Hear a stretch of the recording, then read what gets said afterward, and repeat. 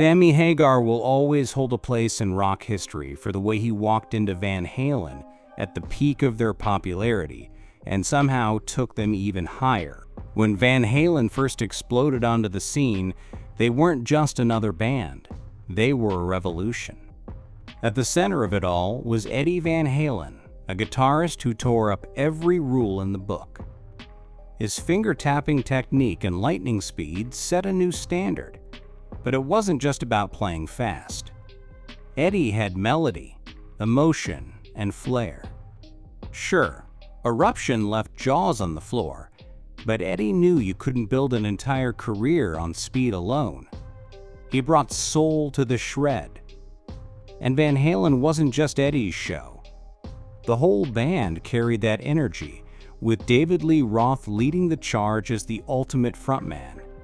Together, they created a sound that defined an era.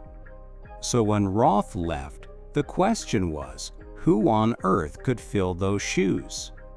Enter Sammy Hagar.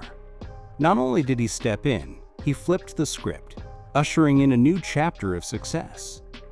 Hagar made it clear from the start. He wasn't just there to sing Roth's songs. If he was in Van Halen, he was going to be Van Halen. That meant new songs, a new sound, and a fresh identity, and the fans embraced it. The Roth years weren't forgotten, but Hagar gave them something different, something equally powerful.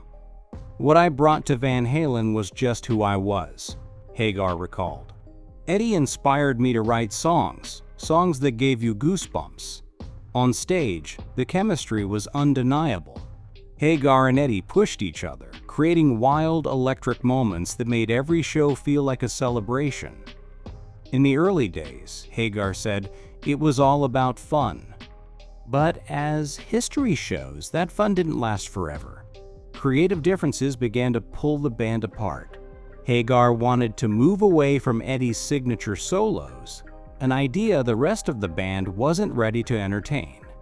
He even looked toward another guitarist for inspiration, Ronnie Montrose, the man Hagar once idolized. I thought he was the coolest guy on the planet, Hagar said. I remember seeing his last show with the Edgar Winter Band at Winterland. I thought, that's the kind of guitar player I want to have.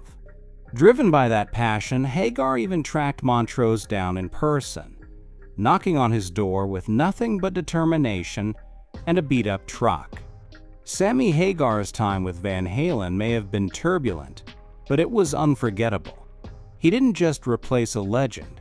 He carved his own chapter in one of rock's greatest stories.